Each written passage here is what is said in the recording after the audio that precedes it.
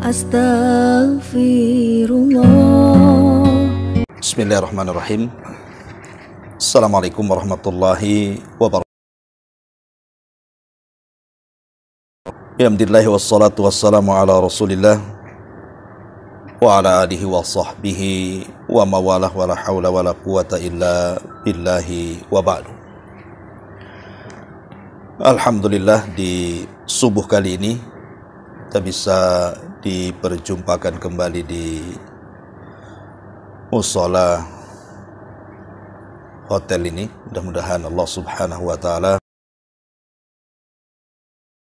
memberikan keistiqomahan kepada kita sehingga kita terus bisa melaksanakan ibadah kepada Allah Azza wa Jal dan terus menuntut ilmu. Salawat dan juga salam tentunya tetap kita hadiahkan kepada Rasul kita Nabi besar Muhammad sallallahu alaihi wa ala alihi wasallam. Sebagaimana yang sudah kita sepakati, kita akan membahas di pagi hari ini tentang bahaya istidraj. Apa istidraj? Bagaimana bentuk-bentuk istidraj? Apa bahayanya? Tentu ini pembahasan yang menarik kita akan bahas karena istidraj ini perkara yang samar di tengah-tengah manusia, di mana ketika Allah subhanahu wa ta'ala membukakan nikmat kepada manusia, disangkanya bahwa Allah sedang sayang kepadanya. Padahal tanda sayang Allah subhanahu wa ta'ala bukan karena Allah membukakan dunia, tetapi banyak orang yang tertipu dan seolah-olah itu bagian daripada sayangnya Allah kepada dia. Dalam sebuah hadis yang dikeluarkan Al-Imam At-Tirmidzi, dan hadis ini juga dihasankan oleh sebagian para ulama, Nabi SAW mengatakan, ma yazalul bala bil mu'min wal mu'minati fi nafsihi wa waladihi wa malihi hatta yalqallaha ta'ala wa ma alaihi khati'ah. Kata Rasul, akan senantiasa ujian itu menimpa seorang mukmin laki-laki atau seorang mukmin wanita, baik pada jiwanya, pada anaknya, pada hartanya, sampai betul-betul dia akan menghadap Allah dan tidak ada sedikit pun dosa yang dihadapkannya. Dari sini kita tahu bahwa salah satu sunnatullah, manusia itu pasti diberikan ujian oleh Allah subhanahu wa ta'ala. Karena ada 3 kepastian yang pasti berlaku kepada manusia. Satu, bahwa manusia pasti tidak akan istirahat di dunia. Akan terus ada cobaan dan demi cobaan yang akan menimpanya.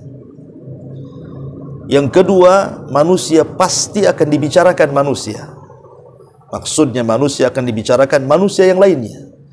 Tidak ada satupun manusia yang tidak dibicarakan manusia yang lainnya.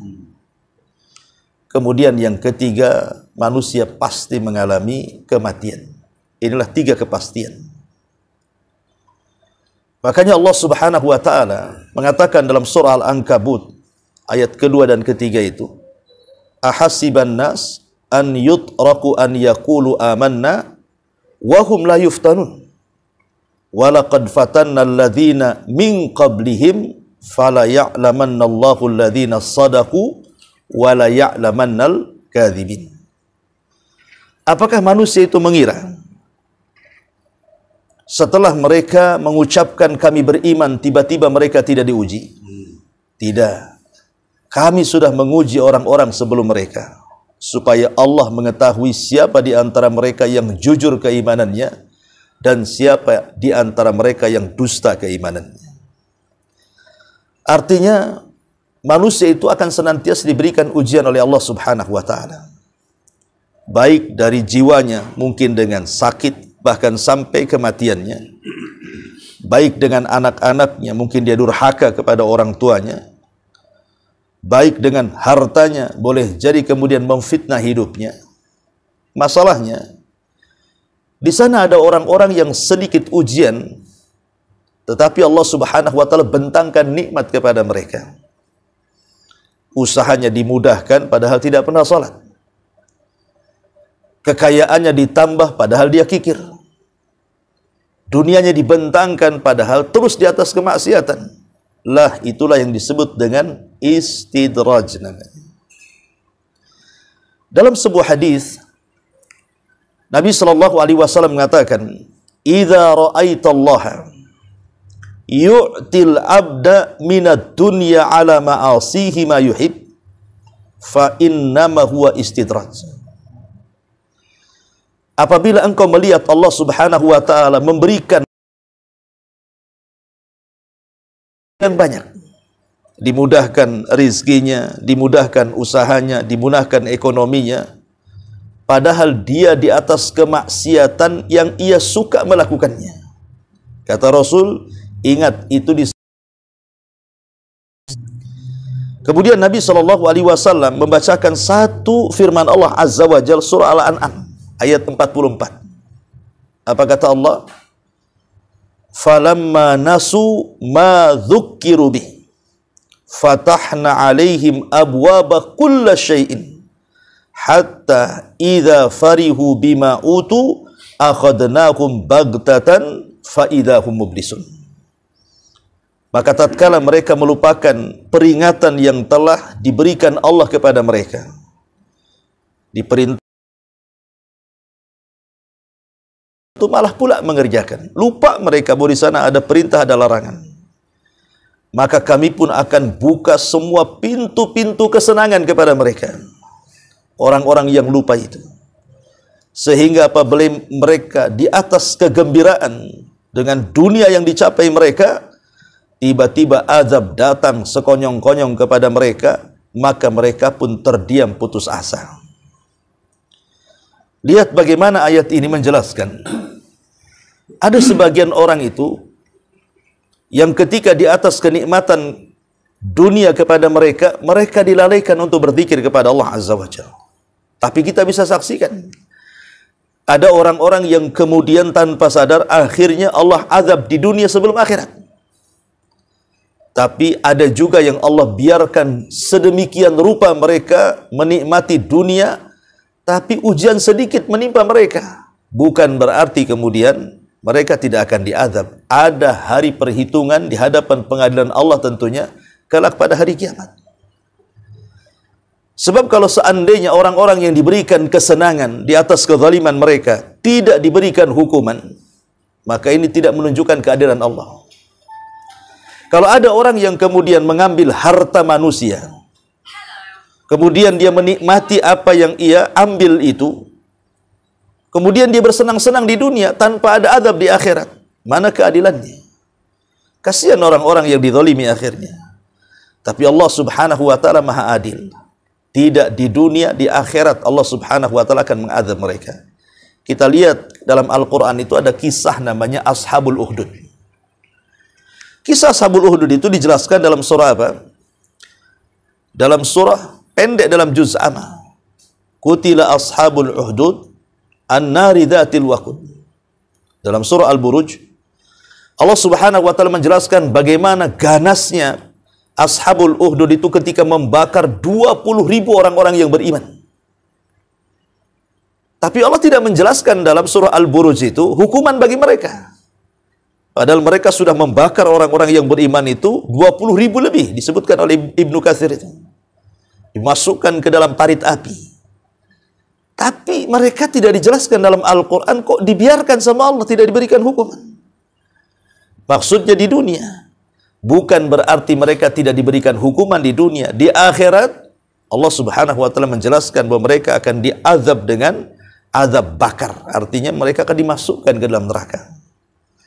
Makanya hati-hati seorang yang diberikan kekayaan di atas kemaksiatannya, kalau kemudian dibiarkan oleh Allah Subhanahu wa taala, bukan berarti Allah sayang kepada dia, tapi dia harus lebih hati-hati. Jangan-jangan Allah Subhanahu wa taala sedang membiarkannya untuk satu waktu Allah mengazabnya, naudzubillah.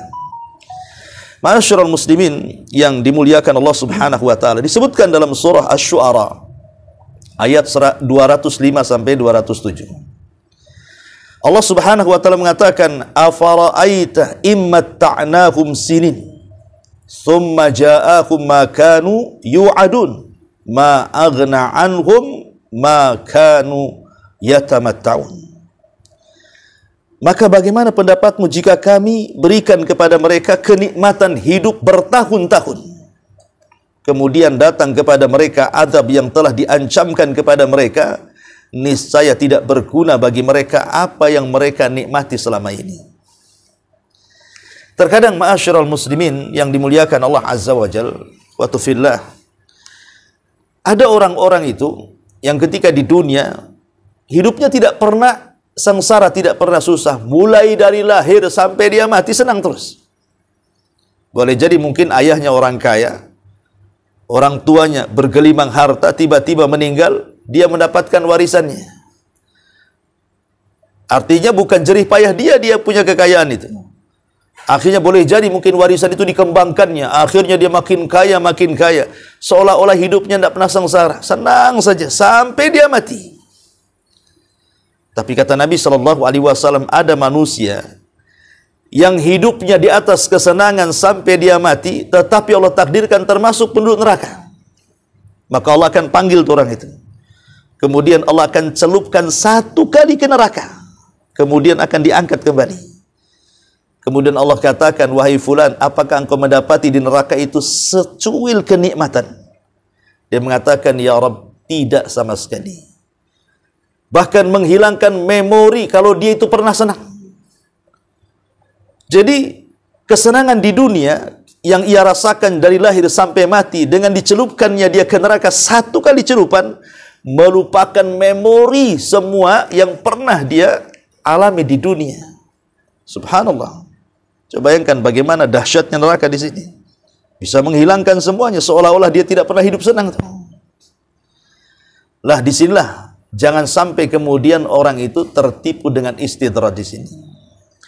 Ma'asyiral muslimin yang dimuliakan Allah Subhanahu wa taala, disebutkan oleh para ulama tentang gambaran istidraj itu seperti apa. Ada 6 perkara, hati-hati kalau ada pada diri kita ini. Karena ini gambaran istidraj, 6 perkara ini. Pertama, Allah bukakan dunia semudah-mudahnya. Hati-hati kalau Allah Subhanahu wa taala membukakan dunia dengan sangat mudah. Buka usaha ini untung, buka usaha itu untung. Gelar ekonomi ini untung. Pokoknya apapun yang ia usahakan di dunia, tidak ada ruginya tuh. Ya mungkin sekali-kali rugi, tapi kalau kemudian diberikan keuntungan lebih banyak dibandingkan ruginya. Padahal ibadah dia itu tidak banyak. Tapi Allah Subhanahu wa taala seluasnya. Hati-hati kalau seperti ini. Jangan tertipu dengan mudahnya urusan dunia. Yang kedua, Allah Subhanahu wa taala memberikan tambahan umur. Usianya mungkin melampaui batas yang disabdakan Nabi SAW. Kata Rasul, usia umatku berapa? Antara 60 sampai 70. Ya. Tiba-tiba Allah berikan usia lebih daripada 70. Mungkin 80, mungkin 90. Ini hati-hati.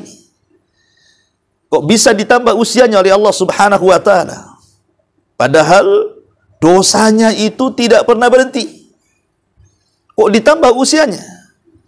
Sementara ada anak-anak muda mati sebelum batas usia yang ditetapkan Nabi SAW. Mungkin di usia 40 tahun dia meninggal, mungkin di usia 45 dia meninggal.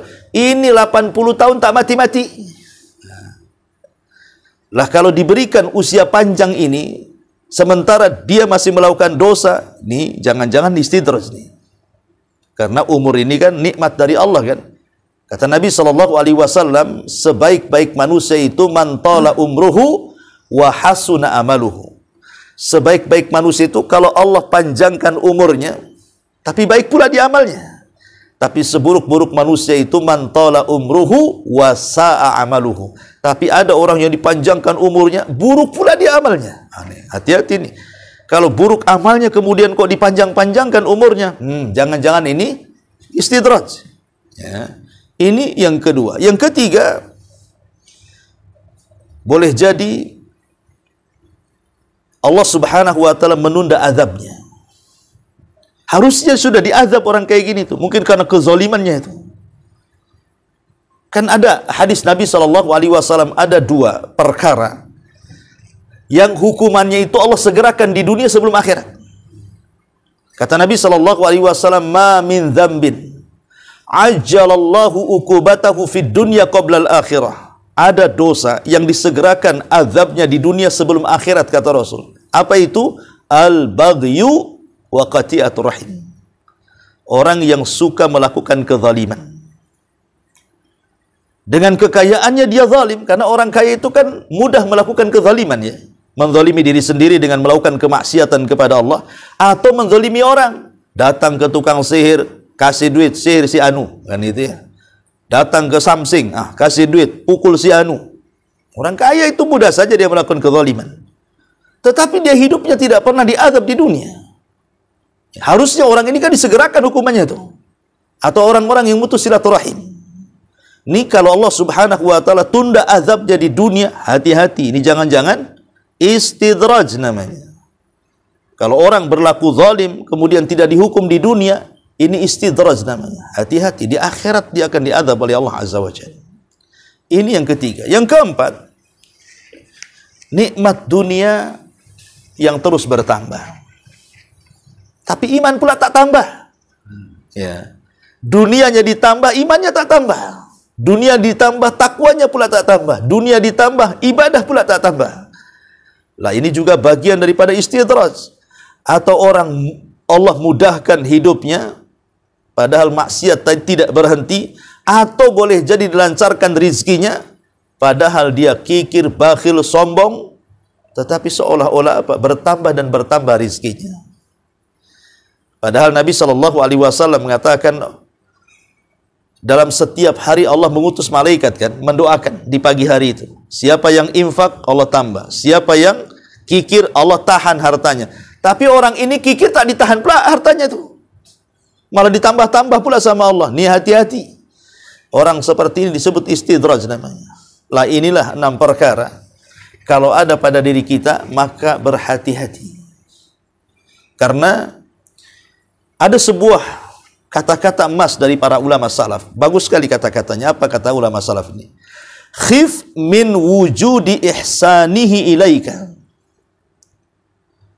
Takutlah jika kamu selalu mendapatkan kebaikan-kebaikan dari Allah Subhanahu wa taala. Khif min wujudi ihsanihi ilaika. Wadawamu isa'atika ma'ahu an yakuna dzalika istidrajan. Sedangkan kamu tetap dalam kemaksiatan, jangan sampai kenikmatan itu justru menjadikan istidraj dari Allah.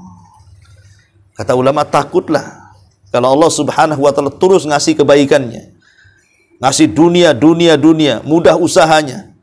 Justru kata para ulama, takutlah kamu kalau Allah terus berbuat baik kepada kita, sementara kita berbuat jahat kepada Allah.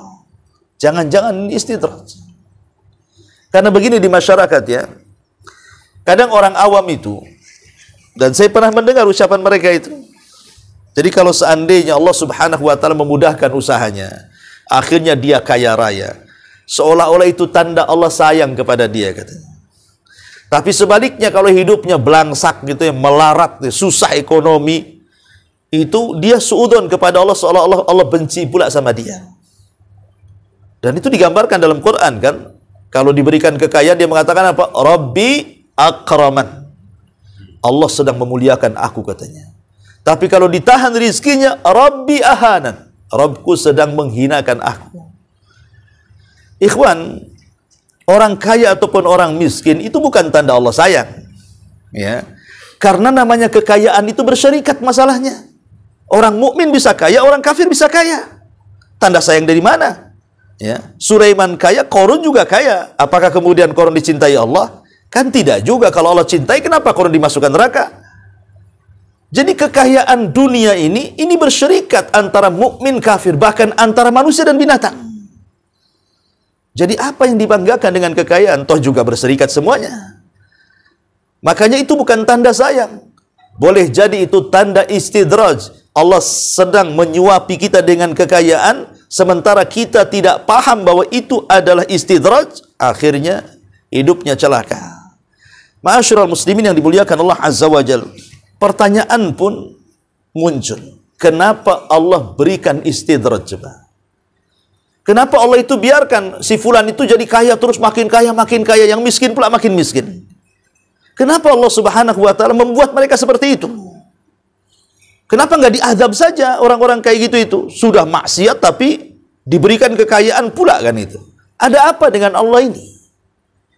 Karena ada orang yang kemudian menganggap tidak adil. Kenapa saya hidupnya miskin terus kok si anu kaya terus? Kenapa saya ini susah terus hidupnya kok si anu itu senang terus kan itu? Tentu akan terbentik pertanyaan seperti ini. Ya.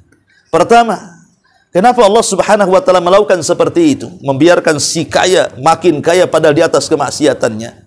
Pertama karena sebenarnya Allah sedang memberikan waktu kepada mereka. Bertobat enggak? Ya. Kembali enggak? Sadar enggak? Taat enggak kan itu? Dibiarkan itu. Yang kedua, sengaja Allah Subhanahu wa taala menumpuk-numpuk dosanya. Jadi tumpuk-tumpuk dosanya itu sampai pada waktunya dosa itu yang akan membinasakannya. Atau yang ketiga, sengaja Allah menyesatkannya sesuai dengan keinginannya. Kan Allah sudah berikan jalan nih, ini jalan yang baik. Dia memilih jalan yang tidak baik, itu kan kehendak dia. Tetapi ingat Allah Subhanahu wa taala katakan apa? Falamma zagu azagallah. Kalau mereka berpaling, Allah palingkan sekalian. Nuwallihi ma tawalla. Kami palingkan sesuai dengan selera mereka berpaling. Jadi Allah Subhanahu wa taala membiarkan mereka seperti itu karena keinginan mereka untuk berpaling dan keinginan mereka untuk tidak tobat dan keinginan mereka untuk mengikuti hawa nafsu. Makanya kenapa Allah Subhanahu wa taala biarkan mereka seperti itu. Sampai pada waktunya kata Allah, wa numli lahum inna kaidi matin. Kami biarkan mereka seperti itu, tapi ingat, tipu dayaku sangat manjur kata Allah. Tidak di akhir hayatnya, di dunia atau di akhirat kelak Allah azab Subhanahu wa taala. Lihat, dan saya saksikan juga ada orang-orang yang kaya, kematiannya itu susah sekali. Terkadang dibuat koma berbulan-bulan loh. Dia kan merasakan sakit yang luar biasa tuh. Terkadang dibuat hidupnya itu susah di akhir hayatnya. Dia tidak bisa menikmati kekayaannya. Sekarang begini, kalau dari muda ya, antum mencari harta. Kemudian setelah tua kaya raya, tiba-tiba Allah Subhanahu wa taala kasih penyakit yang dia tidak bisa memanfaatkan kekayaannya. Contoh dia kena stroke, kemudian terbaring, kemudian di kursi roda, padahal mobilnya bagus, rumahnya luas, tamannya indah. Apa yang dinikmati coba? Jalan ke taman rumahnya aja tak bisa. Mau makan aja disuapi. Lalu apa gunanya menumpuk-numpukan kekayaan kalau seandainya sudah tua tidak bisa menikmati, kan begitu? Itu namanya menyiksa diri namanya.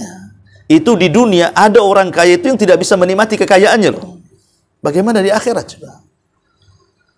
Dia akan ditanya dua soalan. Dari mana kau dapati? Kemana pula kau belanjakan? Dua soalan ini pasti harus dijawab. Dari mana kau dapat? Kemana kau belanjakan? Ada orang yang terbebas dari soalan yang pertama, belum tentu dia terbebas dari soalan yang kedua. Atau sebaliknya. Seperti ada orang yang sudah mencari kekayaan dengan cara yang halal. Betul-betul halal. Banting tulang, keringat bercucuran. Memang betul-betul halal dari pagi sampai sore dia bekerja. Tetapi rupanya setelah mendapatkan uang, dia gunakan untuk maksiat pula kepada Allah. Memang dia selamat dari soalan pertama kan? Dari mana kau dapat harta? Halal ya Rabb. Kemana kau belanjakan? Untuk zina, judi online, ya, apalagi khamar, mabuk dan begitu seterusnya. Berarti dia tidak akan selamat dari soalan yang kedua. Ataupun sebaliknya, mungkin dia mengambil dengan cara yang culas, dengan cara yang curang. Tapi niatnya baik untuk menghidupi keluarganya, untuk berderma kepada orang-orang yang memang membutuhkan, tuh dakwah dan begitu seterusnya. Memang dia selamat dari soalan yang kedua, tapi dia tidak selamat dari soalan pertama kan? Dari mana kau dapat harta itu? Ya. Oh, hasil judi ya Rabb kan itu. Kemana kau belanjakan? Bangun masjid ya Rabb. Nah, memang bagus tuh bangun masjidnya, tapi dari mananya itu juga perlu dijawab. Tapi walaupun demikian, yang namanya harta haram itu tidak akan diterima oleh Allah Subhanahu wa taala. Karena Allah itu jamil yuhibbul jamal. Innallaha thayyibun la yaqbalu illa thayyiban. Allah itu baik, tidak mungkin menerima kecuali yang baik-baik. Ya. Umpamanya kayak cerita siapa itu? Robin Hood, ya kan? Dia mencuri, kasih fuqara kan? Diterima? Enggak. Dalam Islam itu Allah itu baik, tidak menerima kecuali yang baik-baik. Ya. Nah ini yang harus dipahami bahwa istidraj ini sangat bahaya sekali. Ya. Ma'asyiral muslimin wal muslimat rahimani wa rahimakumullah. Adapun bahayanya istidraj ini, karena istidraj ini menyangkut dosa besar yang disebut dengan al-amnu min makrillah. Dia merasa aman dari makar Allah, itu masalahnya. Jadi kenapa istidraj ini sangat bahaya? Karena dia merasa aman dari makar Allah, itu masalahnya. Sementara aman dari makar Allah ini madaratnya besar. Pertama, orang yang merasa aman dari azab dan makar Allah itu, maka dia menjadikan orang itu lalai untuk melakukan ketaatan.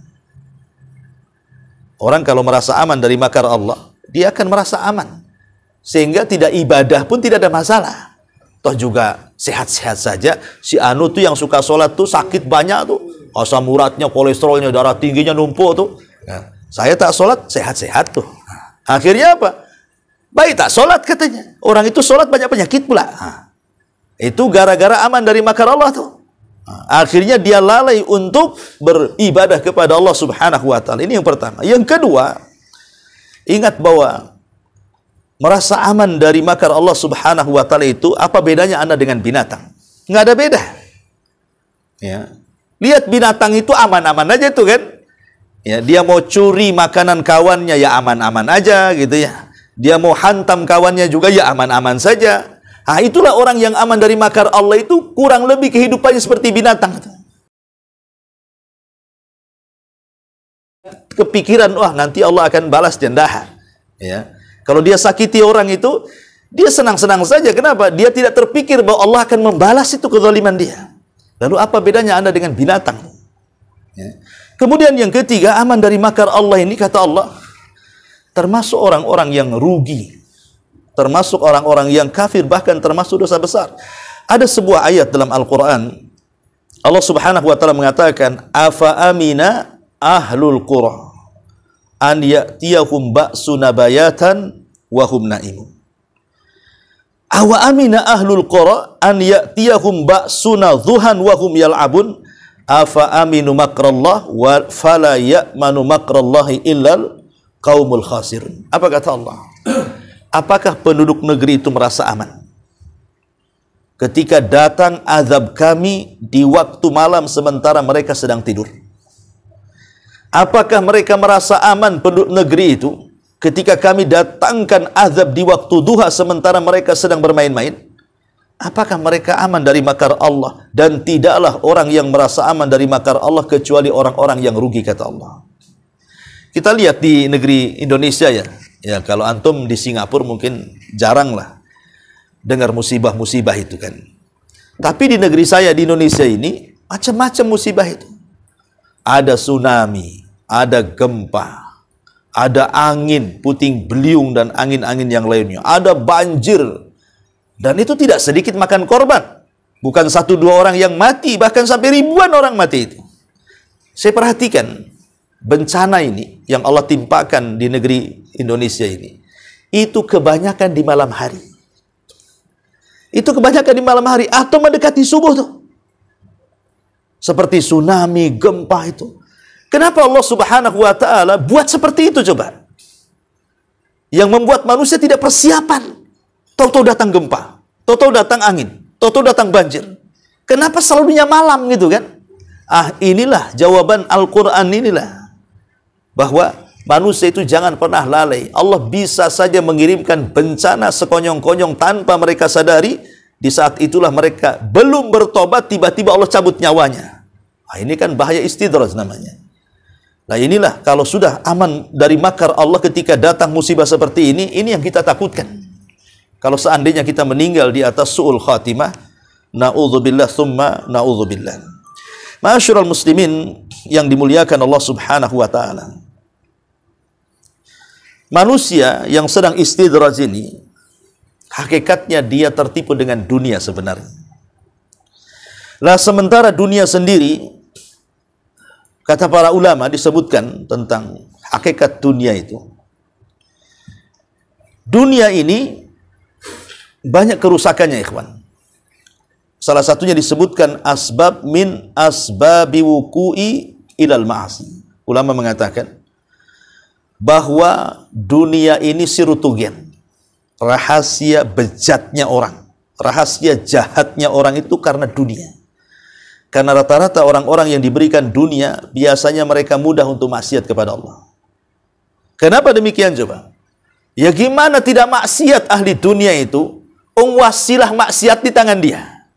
Ya kan? Sekarang kebanyakan maksiat itu kan pakai uang. Pakai uang kebanyakan maksiat kan? Beli khamar pakai uang, zina pakai uang, judi pakai uang. Semua pakai uang, menzalimi orang aja pakai uang. Sehingga dunia itu wasilah kejahatan. Makanya wajar kalau ulama mengatakan bahwa dunia itu sirutugian, rahasia jahatnya orang itu karena dunia tuh. Dan itu disebutkan dalam Quran kan? Kalla innal insana la yatgha an ra'ahu stagna.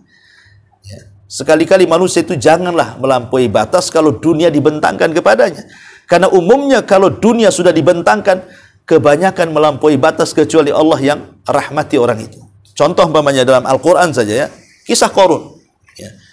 Anda tahu bahwa Qarun itu bukan orang biasa. Qarun itu orang soleh. Bahkan disebutkan dia seorang munawir, wajahnya penuh dengan cahaya. Kenapa? Karena dia pakar pembaca Taurat. Jadi Qarun itu kalau baca Taurat, indah suaranya. Kalau di zaman sekarang lah qori-qori itulah ya, yang diundang sini suruh ngaji, suaranya melengking indah. Lah Qarun seperti itu, diundang kemana-mana untuk membaca Taurat tuh. Saking indah suaranya si Qarun tuh. Tapi hidupnya miskin. Ya. Sampai satu hari dia datang kepada Nabi Musa agar didoakan kepada Allah supaya Allah berikan kecukupan kepada dia. Maka Nabi Musa pun mengajarkan banyak doa kepada Qarun. Akhirnya Qarun belakangan menguasai Ismul A'zam, nama Allah yang sangat agung, yang kalau berdoa dengan nama itu dikabulkan keinginannya. Sejak itulah Qarun akhirnya terus berusaha berdoa, akhirnya kekayaannya menambah sampai tidak ada manusia yang lebih kaya dibandingkan Qarun sejak zaman Qarun sampai hari ini. Siapa yang lebih kaya daripada Qarun? Kuncinya saja yang bawa orang ramai dan kuat-kuat. Itu kuncinya, belum gemboknya, belum pintunya, belum gudangnya, kuncinya loh ya. Kalau kita kunci kecil kan itu. Qarun kunci besar. Tetapi ketika Allah Subhanahu wa taala uji seperti itu, bukannya Qarun makin soleh. Ketika datang syariat zakat, Nabi Musa mengirim orang untuk meminta kekayaannya. Disinilah mulai sombongnya si Qarun itu. Dan mengatakan apa? Enak saja Nabi Musa ngambil-ngambil hartaku katanya. Innama utituhu min ilmin indi. Ini kekayaan hasil jerih payah saya. Saya capek mencarinya. Ini kekayaan datang. Kata-kata Qarun ini menjadi simbol munculnya Qarun-Qarun yang lainnya sampai hari ini. Coba lihat. Ketika ada orang kaya mengatakan, ya wajar saja saya kaya. Saya sekolah tinggi. S1, S2, S3, doktor, profesor. Masa profesor miskin? Nah, kan itu. Ya wajar saja saya kaya. Saya ini pilot. Saya dokter. Saya ini pengusaha. Saya ini bos. Saya punya... Subhanallah. Ya. Seolah-olah kekayaan itu karena kecerdasan dia. Karena title dia. Bukan. Banyak orang miskin kaya juga kok. Artinya banyak miskin pendidikan, kalau Allah bentangkan kekayaan, kaya juga. Di Surabaya itu ada orang kaya, tidak sekolah. Kan itu. Sampai masuk nomor urut keberapa di sana itu. Tidak sekolah. Anak buahnya itu yang S1, S2, S3 doktor itu. Bosnya itu tak sekolah itu. Artinya dari sini bahwa kekayaan itu bukan dilihat dari kecerdasan kan? Itu rizki dari Allah, itu kekayaan itu. Terkadang banyak orang yang sekolah tinggi pun tak kaya-kaya juga kan itu. Tapi banyak juga yang tidak sekolah kaya atau sebaliknya. Intinya bahwa kekayaan itu bukan karena kecerdasan kita. Kekayaan itu datang dari Allah Subhanahu wa taala. Cerdas ini sebab saja. Ya. Jangan kemudian disandarkan kekayaan itu kita yang dapati. Tidak, kekayaan itu anugerah dari Allah yang harus kita syukuri. Itu masalahnya, ya. Jadi Qarun ini terkena istidraj. Maka kalau sekarang orang yang terkena penyakit istidraj, hakikatnya dia Qarun yang muncul di zaman sekarang itu. Karena dia merasa bahwa dunia sudah mengikatnya. Padahal dunia ini saya katakan tadi sebab terjerumusnya orang kepada kemaksiatan. Yang kedua, rata-rata permusuhan manusia, baik antar keluarga, baik antar tetangga, baik antar kawan, ini biasanya masalah dunia. Musuhan itu masalah dunia. Keluarga, masalah waris. Betapa banyak orang perang gara-gara waris kan? Di negeri kita ini, kalau lihat berita, di negeri saya di sini, Masya Allah, ada saja orang bunuh-bunuhan gara-gara waris. Yang lebih, dia bunuh pemilik hartanya supaya cepat dapat waris. Dia bunuh bapaknya tuh, biar cepat dapat waris. Ada juga seperti ini. Ya kalau antara saudara yang dapat waris mungkin wajar kan, karena ingin dapat banyak, yang ini ingin dapat lebih. Ini dibunuh bapaknya supaya cepat warisannya keluar. Ingat dalam Islam, kalau dia membunuh pemilik waris, maka sampai kiamat dia tidak dapat waris. Memang begitu hukumannya. Ya, barang siapa yang membunuh ahli waris, pemilik harta warisan, maka selamanya ahli waris tidak akan dapat warisan sampai kiamat. Tapi ini terjadi kan? Atau mungkin antar tetangga hasad. Hasad. Kenapa kok si Anu itu senang kali rumahnya mudah pula ditingkat jadi 2, jadi 3, akhirnya darahnya naik itu. Si Anu naik rumahnya, dia pula darah naik. Nah, satunya naik darah, satu naik rumah. Ya kan? Tengok pula dia beli kereta bagus pula kan gitu. Dia naik kereta, ini naik ambulan. Sakit. Nah, dibawa ke rumah sakit kan gitu. Karena naik darahnya, darah tinggi akhirnya. Si Anu senang dia mati seteruk kan itu. Kan inilah gara-gara seperti ini, harta ini kan yang mengundang orang itu bermusuhan kan itu. Antar kawan, berbisnis umpamanya kan. Satu zalim dengan yang lainnya. Makanya Allah mengatakan apa? Wa inna katsiran minal khulata la yabghi ba'duhum ba'dha. Kebanyakan orang yang berserikat dalam bisnis itu pasti ada yang zalim. Pasti ada yang zalim. Allah yang mengatakan seperti itu. Jadi kalau Anda ini 3-4 orang buat bisnis, ya, pasti ada yang zalim salah satunya. Mesti itu. Entah dia tidak amanah, entah dia berkhianat, entah dia bawa uang, entah ambil uang. Mesti ada tuh. Makanya kadang-kadang orang tak mau berbisnis dengan orang kan. Takutnya ditipu, takutnya kena zalim orang. Lah, ini semua gara-gara harta semuanya. Makanya kenapa orang-orang yang istidraj ini mereka tidak sadar, mereka sedang membuat permusuhan sebenarnya. Ya. Ma'asyiral muslimin yang dimuliakan Allah Azza wa Jalla, ya terkadang juga merubah segalanya. Dunia ini merubah segalanya. Dulunya istiqomah, ketika datang dunia hilang istiqomahnya. Makanya Umar bin Khattab radhiyallahu an ketika dihabarkan bahwa Baitul Maqdis sudah runtuh dan dia disuruh untuk mengambil kuncinya. Karena ketika itu para pembesar orang-orang Nasrani yang ada di Baitul Maqdis itu tidak mau memberikan kunci kecuali langsung kepada Umar. Sementara Umar ada di Madinah. Ya. Maka Abu Ubaidah ibn Jarrah mengatakan kepada pengawalnya, kirim surat ini, bilang sama Amirul Mukminin, datanglah dia ke Syam. Datang Umar ke Syam, ya kan? Dengan pakaian yang seadanya, tidak berubah sama sekali. Ketika kemudian sampai di Syam, maka dia ingin melihat kondisi prajurit, kondisi tentara, termasuk kondisi jenderal perangnya Abu Ubaidah ibn Jarrah. Masuklah dia ke tenda Abu Ubaidah ibn Jarrah. Kagetlah Umar bin Khattab karena rupanya tidak ada barang-barang mewah. Tidak ada barang-barang yang ya layaknya seorang jenderal. Kalau sekarang jenderal mesti rumah bagus, kereta bagus kan itu ya. Ini tenda tak ada apa-apa. Sampai Umar mengatakan, apa yang dimakan Abu Ubaidah? Maka orang-orang mengatakan, apa yang kami makan, dia makan. Maksudnya, tidak ada beda antara prajurit dengan dia. Maka Umar pun menangis dan mengatakan, ya Aba Ubaidah, kulluna ghayyaratna dunya, katanya. Kami semua terubahkan dengan dunia, illa anta, kecuali kamu, katanya. Dunia merubah kami, tapi engkau kok tidak berubah dengan dunia, gitu maksudnya. Lah dunia ini, kata Umar bin Khattab, yang kita ambil petik hikmahnya adalah bisa merubah orang dunia ini.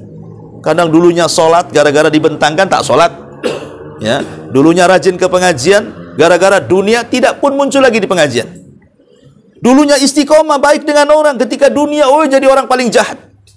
Begitulah dunia bisa merubah segalanya. Makanya kemudian Nabi SAW sampai mengkhawatirkan, lihat bagaimana keganasan orang yang hubud dunia itu. Rasul mengkiaskan dengan 2 serigala yang memakan seekor domba yang bersendirian.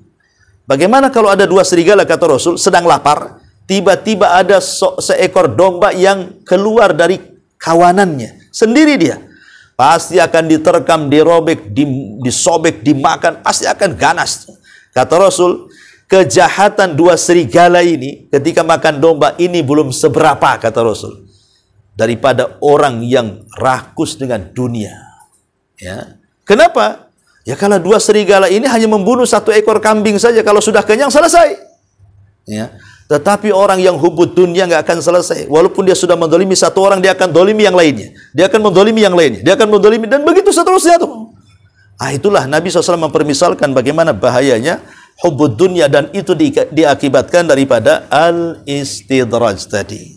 Di sinilah maka pandai-pandailah bersyukur kepada Allah Subhanahu wa taala kalau Allah berikan nikmat kepada kita. Minimalnya bersyukur itu ada beberapa rukun ya untuk mengakhiri kajian kita. Pertama, bahwa kita harus menasabkan nikmat itu datang dari Allah. Jangan seperti Qarun, dia menasabkan nikmat itu datang dari diri dia.